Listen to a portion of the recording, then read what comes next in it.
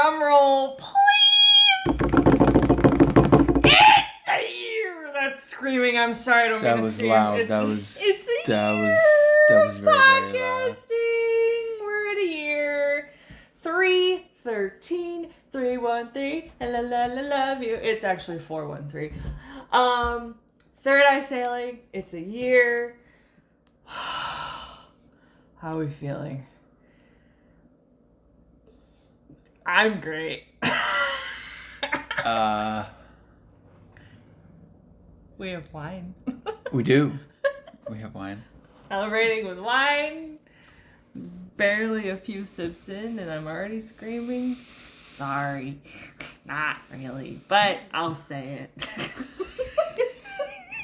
Pretend. I just can't believe it's been a year. Yeah. I mean, we had talked about doing this for a while. Yeah. And I had thought about it for a while. Like, oh gosh, would I ever have the confidence to talk for 45 minutes about absolutely nothing, but everything at the same time? Mm-hmm. And like it hadn't even crossed our mind originally. Like even when we like decided to move here and decided to kind of do the whole boat thing, you know, like just buying a boat and living differently and all that kind of stuff. And I don't even really remember when it even came in, because we weren't even, I don't think really even talking about it before we moved. Yeah, like what even? Whoa, I would have to think back like how it even. Like I don't even remember. I don't remember the initial conversation. We should start a podcast. Well, I feel like because we were talking about something. Maybe it was when we started like the Instagram, and kind of wanted, because I kind of wanted to do something after doing like all the stuff with the Jeep and everything, you know, I kind of wanted to do something, and we're like, oh, well, we'll just do Instagram first, and we'll start that and try to get followers on that, and then kind of shift over to something else. And I forgot what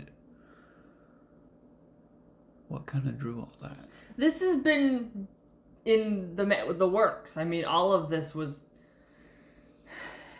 It wasn't just something we did on a whim, I guess. I mean, did what on a whim? Just like started doing this. It wasn't a whim. It was like we had thought it out. Like this is something we could really do, along with like trying to get our message out to the world of environment, orcas, better life. Yeah, I'm trying to really remember why we thought of a podcast. I have been listening to podcasts, so I know that had something to do with it. Yeah. I've got my few favorites that I listen to, and it's maybe that was it. And we're like, just how do we do more or something? Maybe I don't know. What can we? Yes, I know what you're saying. You know what I mean? Like what? Anyway. We're here. Yeah. It's a year. I don't even remember. Oof, we should not listen to our first episode, but maybe we should. It's for fun. I kind of want to. Just like reflect. It's terrible. It's an awful experience, but it's good to do. Because we can see what we can do differently and how we've maybe gotten better, even slightly, possibly. Yeah. I think it was, we did that with another one. Yes, we did. Oh, we did that with the post-Susha trip. Yes. Because we're like, why does everyone love this episode? Like, what's so special about it? I think it's misery. I think people love to love things not going well. And we love it too. And we like watching it from afar. Yeah. Obviously. So maybe it's that whole mentality of like, they're being a bit of a train wreck over there. What's going on? We get it. We understand people. So it's okay. We don't take offense because we all do it. It's boring when everything's going well.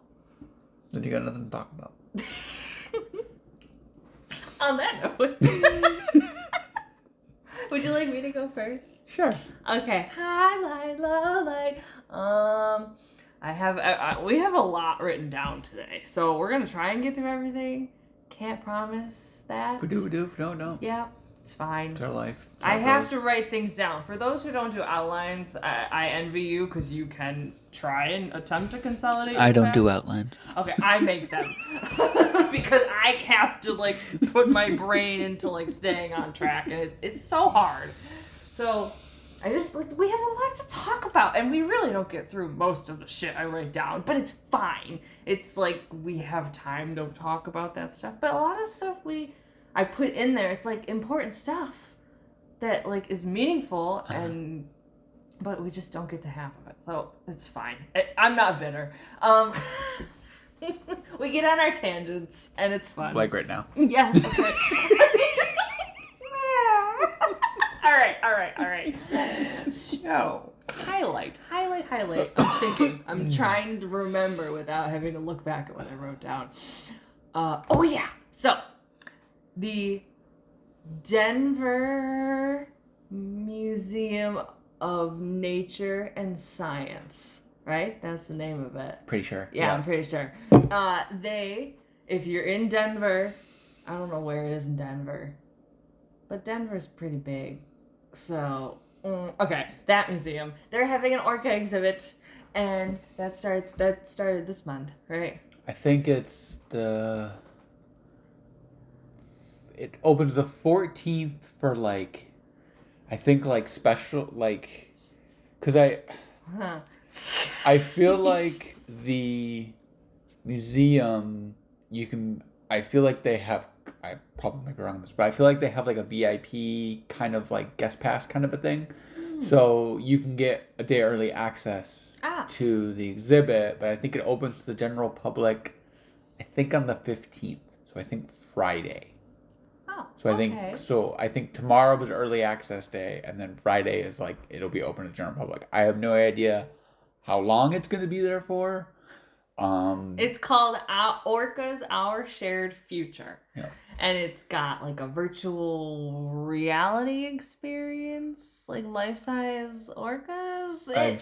Yeah. Something like that, where it's like you're immersed into the world. And I mean, just the fact that it's all about orcas, like we're doing something. Yeah. The orcas are going everywhere, and that's what we've been manifesting. And not that we're the cause, of course, but if we all put our energy to orcas, they will get everywhere, and that makes people love them, and therefore the oceans, and then the world will be better. Yeah. Exactly. Highlight. Positivity. I have to be. Because something's working. If we're all collectively thinking about them and loving them, that's what happens with polar bears. Like, save the polar bears, save the orcas. Like, if we're all on the same page thinking about it and having empathy toward them, it's gonna go somewhere. And that's what we're fucking trying to do here. So, all right. That's my highlight. Low light. This is a very sharp right. Wow. Oklahoma. What about Oklahoma? Do you know? I brought this up to you. The story, the news thing about the kids sucking toes for raising money for people with physical disabilities. What? Yeah. It was like a fundraiser. They're like licking people's feet and raising money. Elementary school in Oklahoma. I'm pretty sure it's Oklahoma.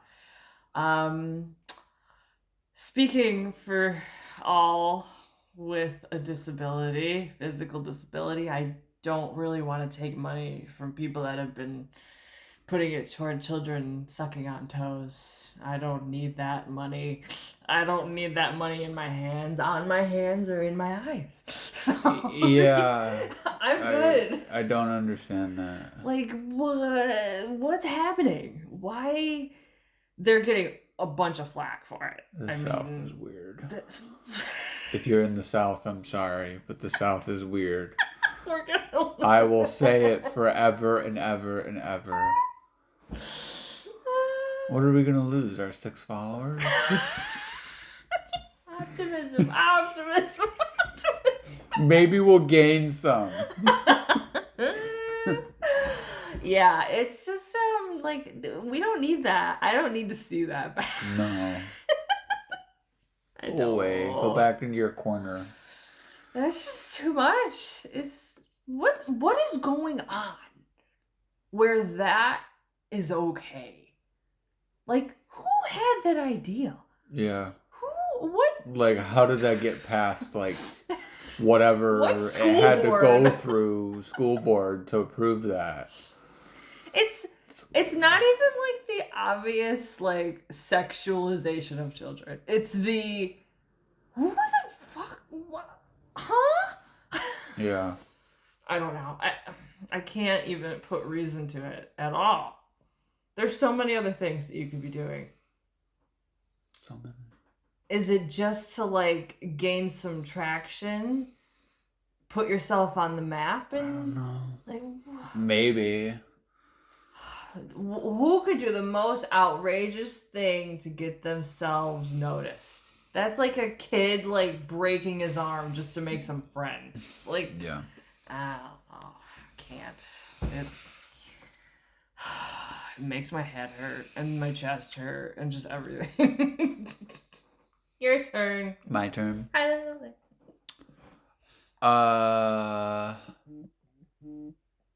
My highlight is we are gonna be starting some boatwork stuff soon.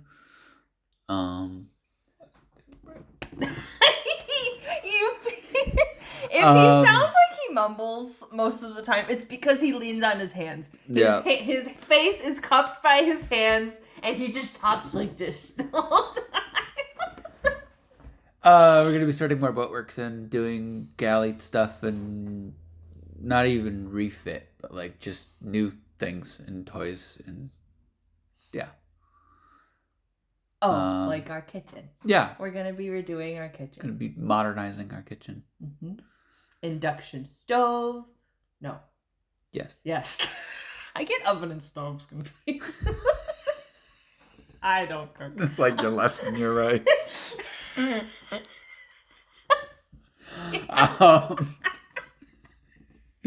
Induction stove. We're gonna do a toaster, oven, air fryer thing. Triple Not threat. quite sure yet on what. Oh, and it's a microwave. Yeah, there was one they were looking at that was like a microwave, convection oven, air fryer thing. I've seen a couple other cruisers use them, so seems like it might be decent. 12-volt fridge. Yep. Mini fridge. Mini fridge. With a little freezer in it. We're going to be making new shelves. Well, we're going to be removing some things to make room for all this stuff. Yeah. And buying slabs of wood. Yep. Wood.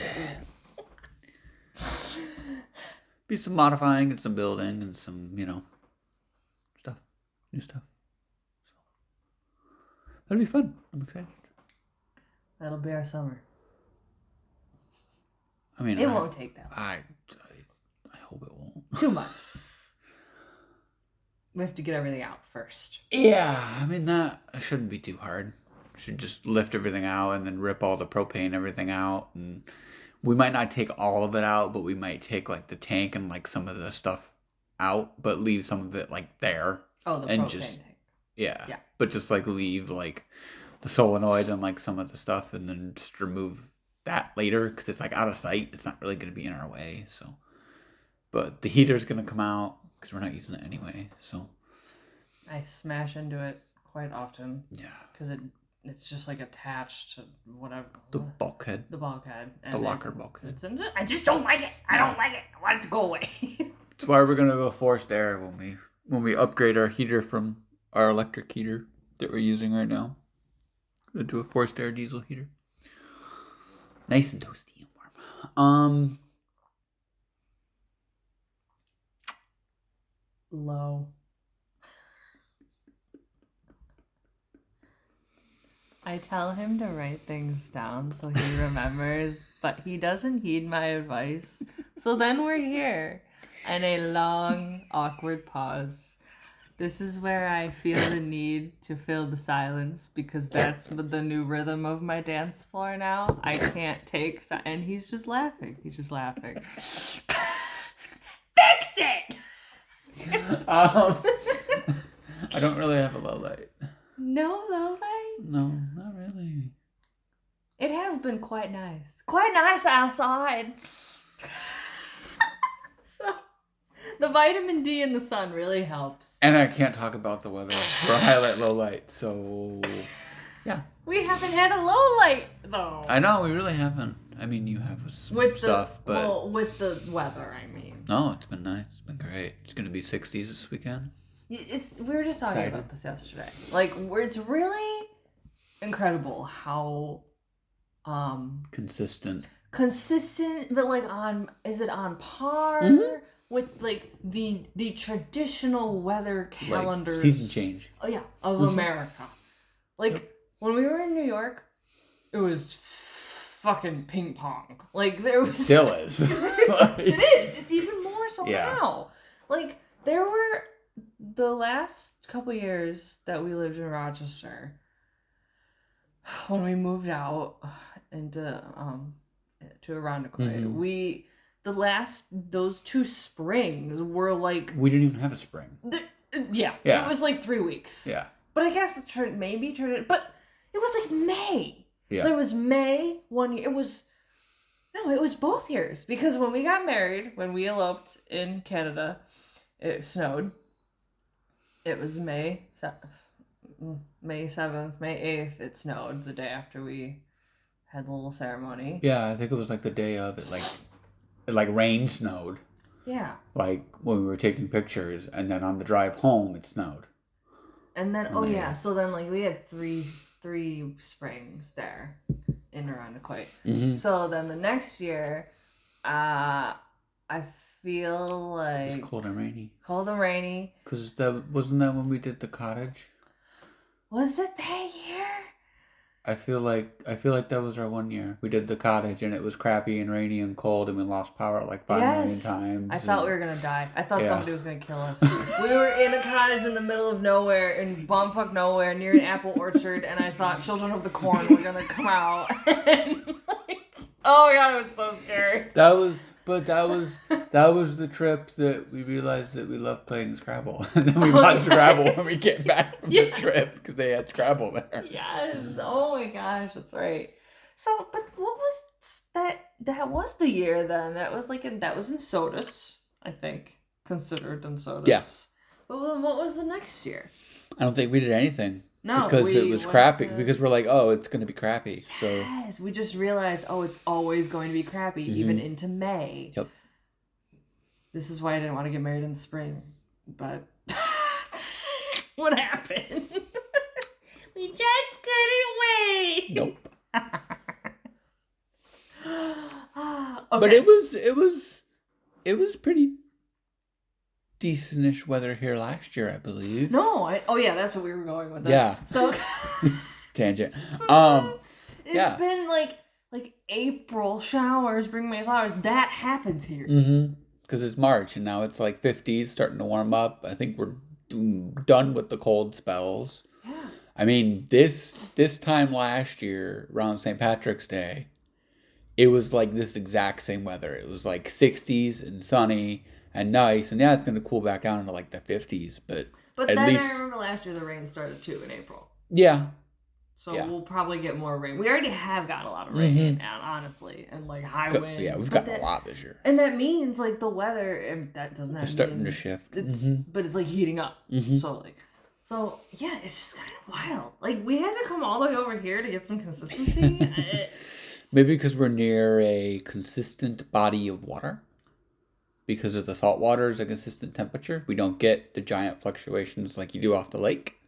I think that's why Rochester weather is weird. Why? That's what doesn't make sense to me.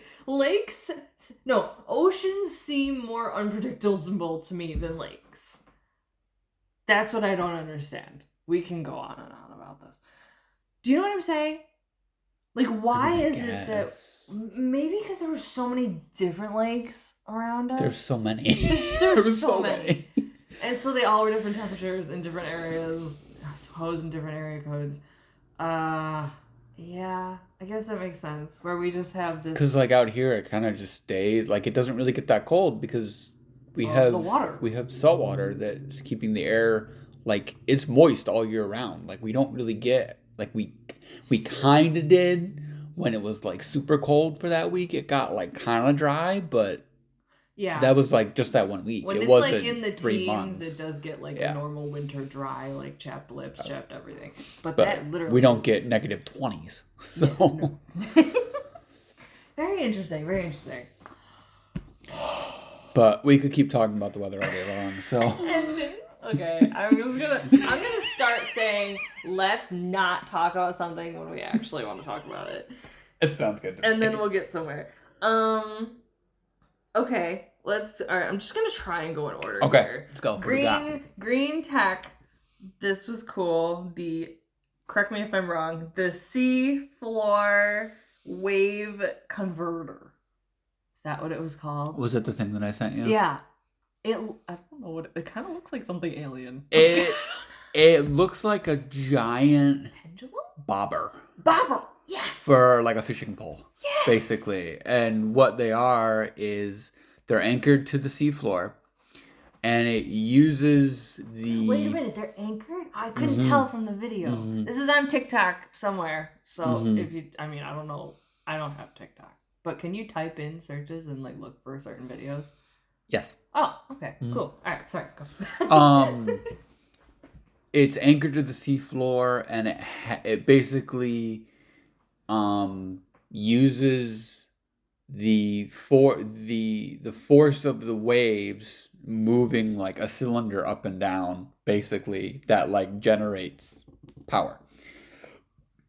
And they're testing it, I think in South America, like off the coast of South America, and it's pretty cool. It has definitely some promise for just cleaner ways of energy, because it's efficient enough that even in kind of calm seas, it still produces energy. Yeah. And the thing with like the bigger oceans, they don't really go smooth, especially near coasts. Like there's never really a lot of like flat water, because you always have the tides always changing, and the water's always moving. Yeah. In like the bigger ocean. So even at rest, like it still kind of bobs up and down. And so did you see how like, okay, so it's anchored to the ocean floor, which makes complete sense, because we think of how like sound travels. It's kind of like the same sort of, like the vibrations, like that's what's creating the energy, right? That's so wild. Okay, so how did you see how it's getting up, like how it's going up from the water? Like, so it basically rides the waves. Is it anchored to something else to like convert the energy? It's got to be anchored. There's a whole like assembly like inside of it, basically, that then uses like the force of the waves to actually like move the stuff like inside of it. So it's the force of it going up, and then it's the force of it coming down, like physically moves the like generator, basically. Oh my god, it's kind of like the bricks. It's kind of like the gravity battery thing that you were talking about, kind of, yeah. It's almost that same kind of principle. It's the movement, literally the movement. Oh my god, it's just so cool, and it's so like. It is very high tech, but if we keep making things like that, we can do that with so many things. It's just like the sidewalk. If people are with like traffic energy, like it just has to be cost efficient enough, and that's just the next thing you work. We have the ideas. Oh yeah, definitely the ideas. It's just part of it now is gonna be getting governments on board with those ideas, which most other countries besides the US are kind of on board for all that kind of stuff. Like they're more like, let's go, like let's save the planet, like let's get off all this carbon and coal and everything else. Let's go on, safer forms of producing energy, because we're getting to the point in our society where we can't realistically rely on that stuff anymore to produce the amount of energy that we need, as what are we topping 8 billion? I think like almost to 8 billion people. Oh my God. Something like that. That's insane. So we're going to get to a point where, like, I mean, coal's a finite resource. It's eventually going to run out, and then what's going to happen? Oil's a finite resource, kind of. It's it eventually will run dry. Eventually, it'll take probably hundreds of years, but I mean, governments almost have to think in that long-term, like, kind of scope. I mean, at least they should be thinking in that kind of long-term scope. And that's the thing too, like, when we first, this could get really deep, but when we first became a country, nobody lived that long. So they didn't have to think, like, so far in the future. I mean, I think the life expectancy was maybe, like, mid-30s. Yeah. Back in the late 1700s. Maybe mid-30s. You were lucky. Yeah. Which... if you were old. This is a great segue. It leads to the next thing that I wanted to talk about. So we're paying tribute to the Irish culture with St. Paddy's Day coming up. I am 25% Irish. Dustin, are you any Irish? I think maybe a little bit. A little bit? Yeah. I can see it. You're pale. Yep. I'm pale too. What am I talking about? We don't get out. You look like a Viking. But that's Scottish. It's not worse. It's not even Scottish, but... Wait. Oh.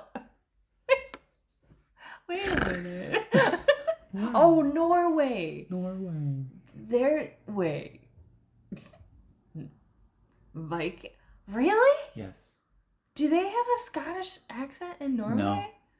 Then why do they always have Scottish accents? In Norway? No, not in Norway. And like Iceland like and in stuff? the Disney movie with the Vikings, the brave, and the Vikings were Scottish? Because they're not Scottish at all. Really? Yeah. But like the movie Brave, the Disney movie, and How to Train Your Dragon, aren't they all Vikings? How to Train Your Dragon, they're Vikings, yeah. Yeah, they have Scottish accents. Okay, the dad does. Yeah. Wrong. Fake news. I mean, the so-called Vikings, I mean, they did kind of migrate, like, to Britain. So I guess I could see, because we don't really know what they sounded like. Oh.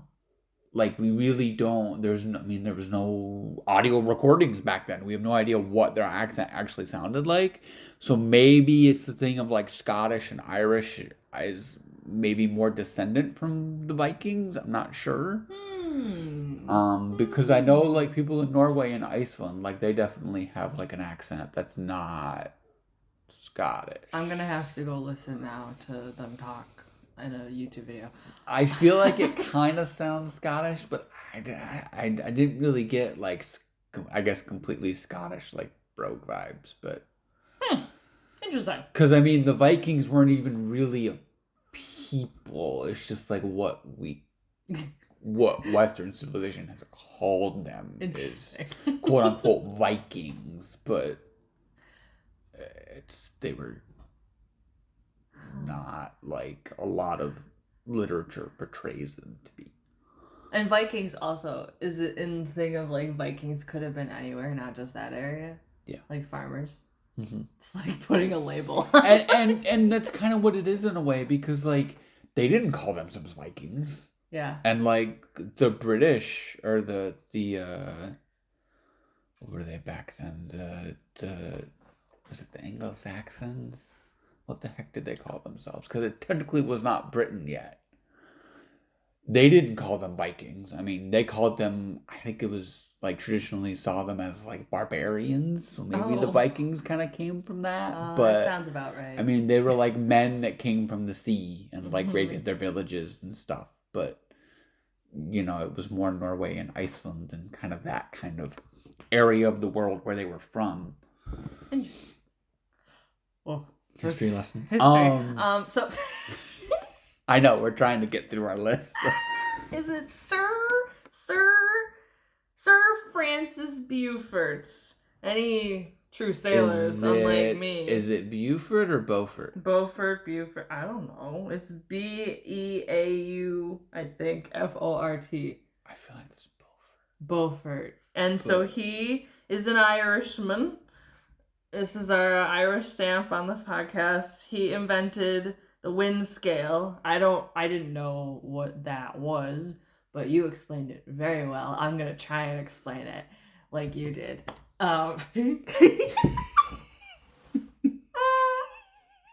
Okay.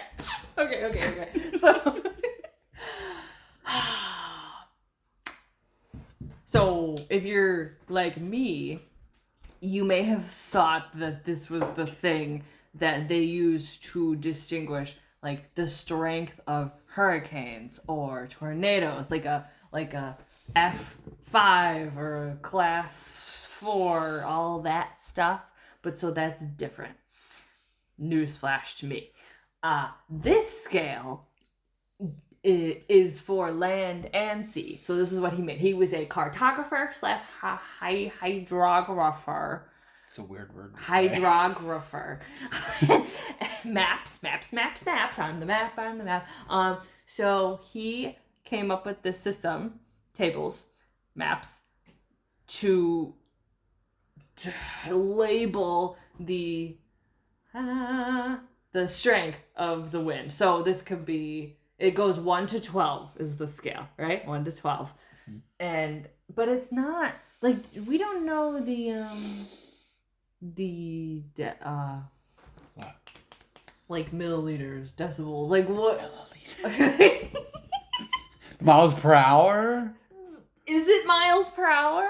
He does have relation for like the force of the wind related to it basically, I don't have the chart in front of me, but like a force 5 would be, I think it's considered anything from 15 miles an hour to 20 mile an hour winds. Okay, so he actually took the time to convert it to that. But does that, and so actually that how force... and so like how that relates to like what the land and the water, what the wind does, like how to tell, basically. Oh yeah, so like if the top of the water's flat, right, like calm, it's like a 1 or a 0. Mm-hmm. Okay, yes. Yep. And that's what made me think it was the first thing, like the class 5 hurricane, all that stuff. But that's a like different scale, whole separate scale. But I don't even know what it's called. and I gotta look up too if it's the same for like tornadoes and hurricanes. I don't think it is. No, different scales. Because wind, it looks different on the water. Yep. Oh my god, it's just so like. and that's part of what the Beaufort scale shows, is like in relation to wind speed. This is what the water will look like, and this is what the land will look like. So it's kind of a way for you to judge the relative speed without looking at the speed. Wow. So, like, if you don't have... Oh, yeah, because they didn't have speedometers. You don't have, like, a... what the heck is the scientific term for it? Wind vane? No. Anemometer? Anemometer? Yeah. Is that specifically for a boat? Well, there's a technical term for, like, an actual, like, wind sensor. Oh, on land and water. Yeah. Okay. Basically, you know, they didn't have that, so they had to figure out relation of what the wind to what the surrounding environment looks like. That's a good word for it. We're a great team. Basically, what the surrounding environment was doing, so then they could relate of like, okay, the winds were stronger today. This is what it looks like than when it's calm. And it's also used for forecasting. They also try to use it for like forecasting and stuff too. Okay. Wow. And by the way, he was in the Navy. Yep. So this is how he learned all this stuff. Is this still used today? The Beaufort scale? Yeah. Mm-hmm. It is. Mm-hmm.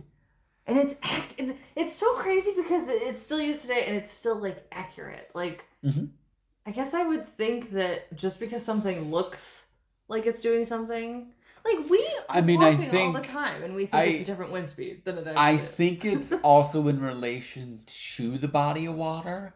So like I think a lot of like the stuff he talks about with like water movement, I feel like it's in more relation almost to like oceans, because inland bodies of water will act completely different than like, yes. Because like the sound, we only get so much like wave height. Like we won't get 20-foot waves mm-hmm. in the sound. There's just no way for the water to be able to move that much. Mm-hmm. Where like on an ocean, you can get 20-foot waves in relation to wind. Or we could have a really windy day, but we'll only get like 6-foot seas, like at max in the sound.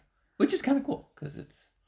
But then you have a lake where you could get 20-foot waves because you have more of that, what they call a bathtub effect. Because of... Oh, I've heard of this. So, like, Lake Erie is very famous for having some of the worst... We're being attacked. There's noises outside. for having some of the worst, like, waves in relation to, like, wind. Because it's more of an enclosed space and the water will only travel so far. And then it'll basically bounce and like reflect back. So like you can get waves that'll build up to like 15, 20 feet high on Lake Erie in some of like the really nasty storms. Oh, no. Because the water's like sloshing. Oh my God. Like think of like if you took like a big plastic tote. Right, and you fill it with water, and then you basically slosh it from side to side. That's basically what most lakes do. They end up sloshing the water all around because it's not like the ocean or the sound where the water will constrict in areas, but it'll just keep traveling in one direction. There's no wall basically for it to hit. There's all the space that it can go. Mm-hmm. Oh my God, that's so wild. Fun water science fact of the day. This is why we're here.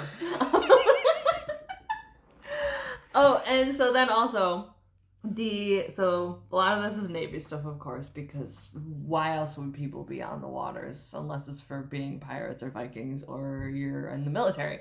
So the first Irish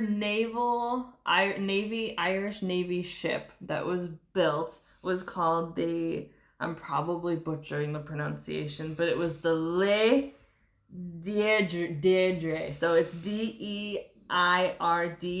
If you're Irish and you'd like to contribute, don't yell at us for the pronunciations. But that was our first ship that was built in the Navy, and it was built to patrol the Irish seas. That was their first Navy ship. Woo! That was built in 1971. Really? Yeah. Wow. Isn't that crazy? Well, when did they officially break from Britain, though? Wasn't that in like the 60s and 70s? They kind of became their own... I didn't look that far. I don't know. Their own thing, their own country. But wait, I forgot to mention, because we were talking about ages, life expectancy. I think it's cool. So, Sir Francis Beaufort, he lived to be 83. Oh, wow. And the life expectancy, I wrote it down. I took a screenshot somewhere. Hold, please. Life expectancy. Can I guess? Yes. Go ahead. 34. The life expectancy for... Hold. Wait. So, okay, let me back up. He was born in 1774 and died in 1857, and the life expectancy for 1780 through 1879. What was your guess? 34. 64. Oh, okay. So he lived longer than most, and I'm contributing that to being on the water. The ion. The ions. The ion. I think so. And I really kind of want to pursue that more with research and look up and see what other people who lived their life on the water. Other sailors, yeah. What was their, like, when did they die compared to, like, the life expectancy of the time? And so also 64, wow, that's higher than I thought it was. I know. And the chart, and then also, between 1680 and 1779, the life expectancy was 56. Oh, that's a big jump. I know. It's almost 10 years. But it's still higher than I'd expect. I wonder between then and now, like, how much has it increased? I don't know. And I guess I should have checked if this was America. Or the world. Well, he lived in Britain or Ireland or whatever at the time. I'm guessing Ireland because they I don't know. I don't know where he lived. Yeah, it would be interesting.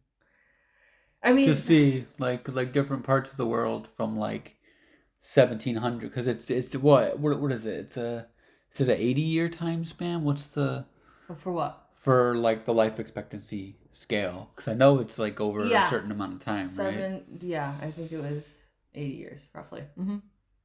I wonder why they did it that way. That must be just this one chart that I found. Oh, wow. I mean, if you think about it, it would take roughly 80 years to kind of pull all that data in a way. Mm-hmm. Right? And see, okay, like, you know, like what is the average over the, you know, last 8 decades of, you know, people dying? Like, what is the, you know, and you also have to figure, I feel like I remember reading something about the world being in an 80-year cycle. Something about like an 80-year, every 80 years there's been some like innovation, new innovation in the world. Oh. That would almost contribute to that, right? Like, that's interesting. I feel like 80 years is like a decent. I've heard of the 7-year. Because if you think about it, because at least like major event wise, at least in the US, you had 1776, we had the American Revolution. 1860s, we had the Civil War. The early 1900s, we had World War I, and then World War II. Right. Wow. And kind of between all those periods, we had giant periods of growth, right? You look at even just between the like Revolutionary War period and the Civil War period, just the advancements, just in technology in that 80 years. Then you look at between the 1860s and your grandpa would love this. You know, and then you look at like, you know, between the 1860s and the early 1900s, the major advancements that we had that were even more advanced from the last 80 years. And then you just look at the span of from like the 1910s to like the 2000s, and like just the advancements over that many years. It's if you really sit down and think about it, it's crazy.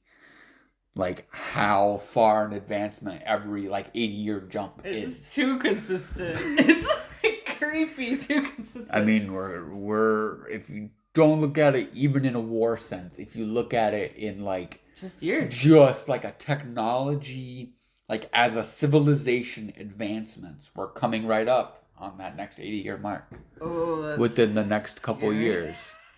AI, it's gonna kill us all. Yeah. We have our last thing. We've reached our last We have? thing. I don't even know how long we've been doing this. Miss Cole Brower. I think she's a miss.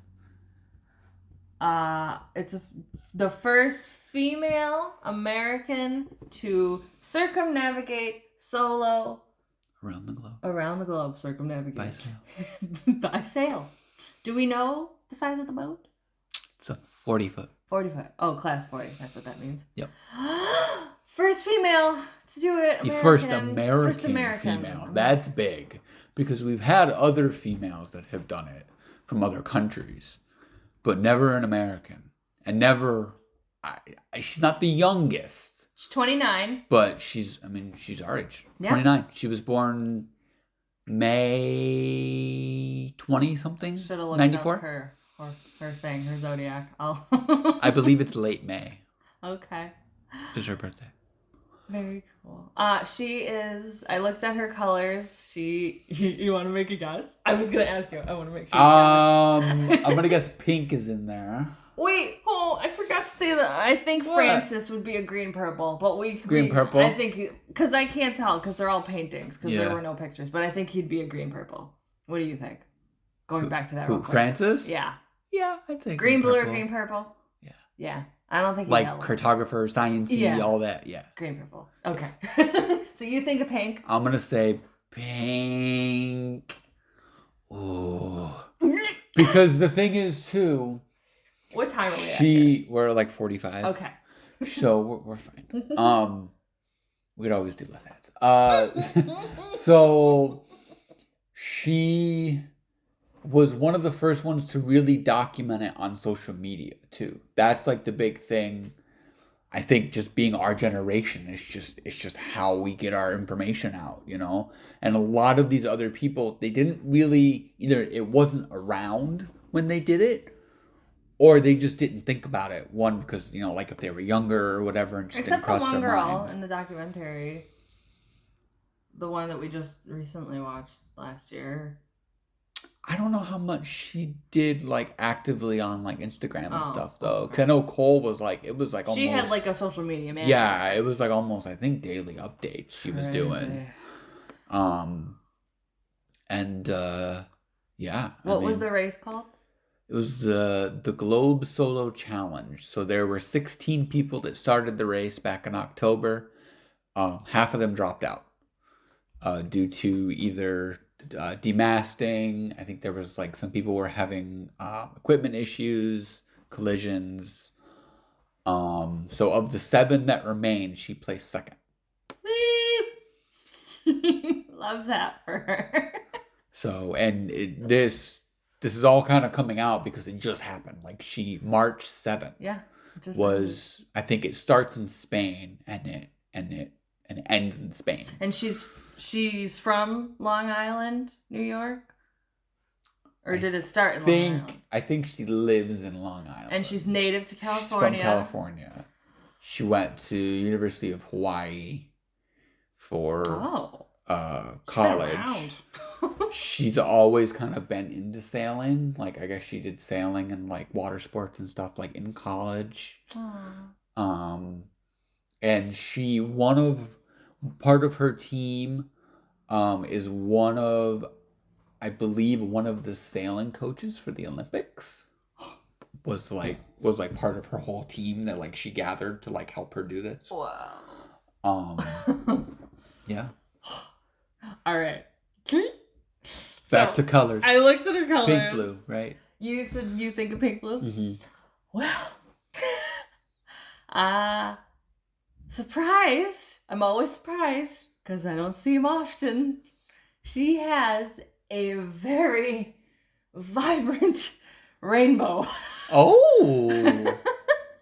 At first, I was like, I see a lot of purple, but then like saw yellow, and then I kept looking at it, and I'm like, I'm seeing like a kaleidoscope, like all these colors at the same time, and I was like, oh my gosh, like none of them are narrowing down or like evening out for me. She's a freaking rainbow. She's a starseed, and I mean, it's just so funny how we keep these sailors.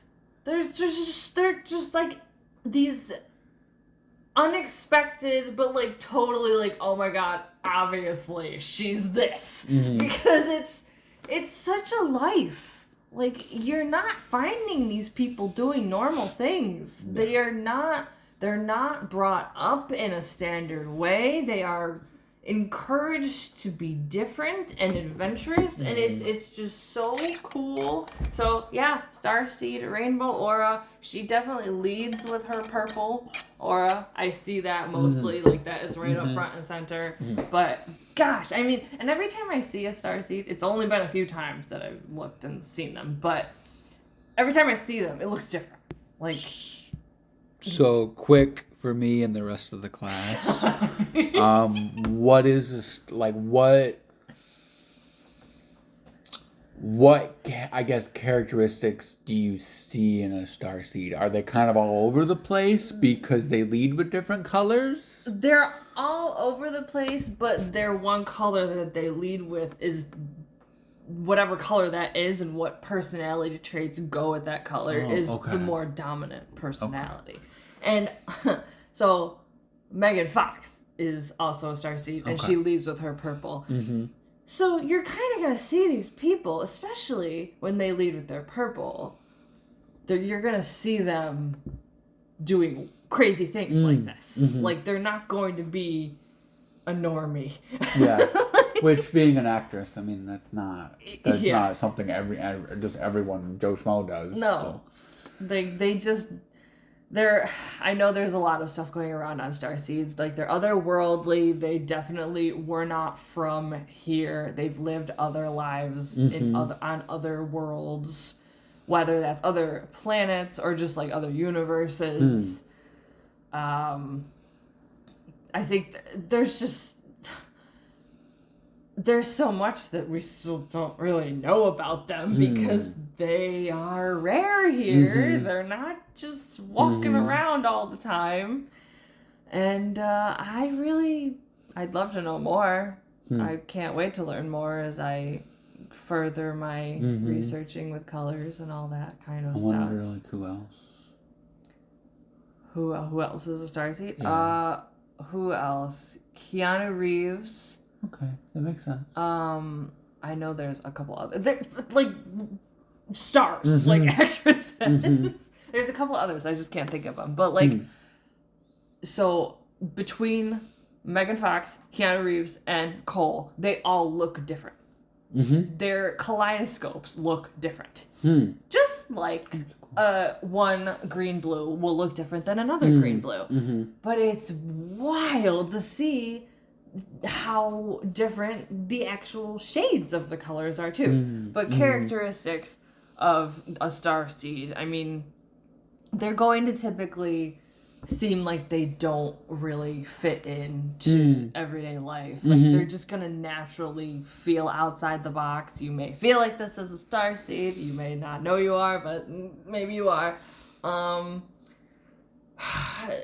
They're kind of like always outside looking in a way. And they know it, but they're okay with it. And they're meant for great things. Obviously, they're meant to make an influence because they can see all of these different perspectives. They're able to empathize with so many different points of view and make that much more of a difference in the world because they have that empathy and usually because of a few other colors. Some colors just have the tendency to have more charisma, I guess is the best word I can think of. Just like a way to getting through to people and just talking. And, you know, Barack Obama, I don't know what he is. I haven't looked at his colors, but he's a good speaker. And that, like, a way to move people. Good or bad, you know, it can go both ways. It just and the colors, by the way, they don't determine if you're a bad person or not. You can be any color, and they can be good or bad. You can be a good or bad person. Like, it's just how it's these aura colors. It's the lens in which you see the world. It's not. They don't make you who you are. You make them what they are. I don't know how else to put it. It's like the glasses. Oh, okay. Yeah. That makes sense. More sense. Yeah, yeah. So you're a green blue. You see the world through a green blue lens. Goggles. Yeah. And like the green and the blue have individual characteristics. So you have to, you know, not every green blue is going to be the same. No colors are going to look the same on to people because of their upbringing, their programming, just their nature versus nurture personality in general. Like we're all just so much more individual than I think society wants us to feel like. Oh, yeah, definitely. We're all so individual. There's no one like you. There's no one like me. And that's the most beautiful part of it all, I think, that I found with being able to see colors. No one's the same. We're all so unique, and it's just crazy. I'm sweating. That's cool. I'm almost crying. It makes me emotional. I just love it so much, and just the fact that I'm always surprised when I see a starseed, and it's just so cool.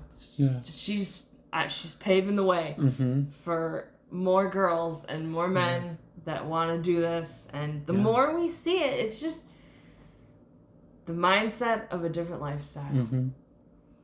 Yeah, it'll be really cool to see like what she does now. Because I know like she partners.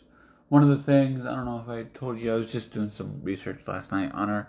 She partners with this organization that, kind of going off of the whole Starseed thing and just being unique, and trying to help break the barrier, specifically in sailing, that has typically been a male-dominated sport. Yeah.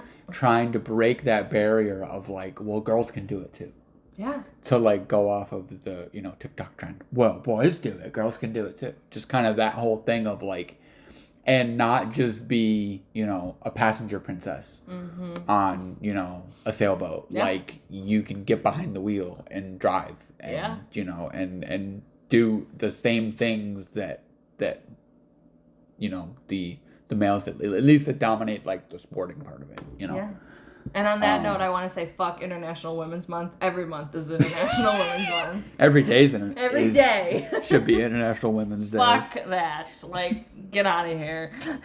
We're not doing it anymore. Same with honestly, we could say that for every fucking minority. Oh, yeah. If we're gonna race for equality, we need to stop gratifying things in individual fucking months, because that's not helping the cause. Sorry. Yeah. I get you want to highlight culture. I get that side of it. But we don't need a month dedicated to that. We don't. Because the thing is too, with that whole quick little tangent, because we're like really running out of time. But just the whole thing of just, maybe this is different in other countries, but at least here it is shoved in your face. And granted, like there's nothing wrong with appreciating other cultures and like just other people, and it's great. Like I guess I get it, but stop shoving it in my face all the time for that whole month. Like I get it, but like at the same time, I also get what you're trying to do. You're trying the hidden meaning of trying to make up for the last however many years. Oh, you nailed it. That, that you've put that culture or that type of person or whatever down. And now you're like, oh, now we're going to raise them up on a pedestal. Oh, and shit. They're just like, they're just all you're going to, like, no, every day should be everyone day. Like. Fuck yes. Yeah. All right. And on that note, we're done. This was great. I love you. Okay. Bye-bye.